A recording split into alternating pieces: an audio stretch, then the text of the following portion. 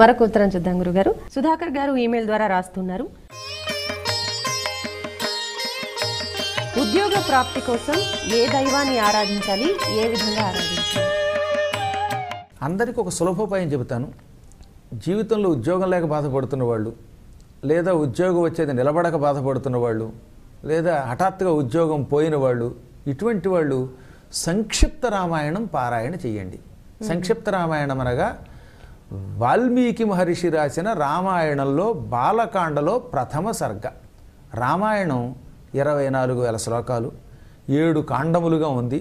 అందులో మొదటి కాండకి బాలకాండ అని పేరు. బాలకాండలో మొదటి సర్గ ఉన్నదే తపస్వాధ్యాయ నిరతం తపస్వీ వాగ్విదాంవరం నారదం పరిపప్రచ్ఛ వాల్మీకిర్ మునిపుంగవం అని ప్రారంభమవుతుంది శ్లోకం. 100 శ్లోకాలు ఉంటాయి అందులో.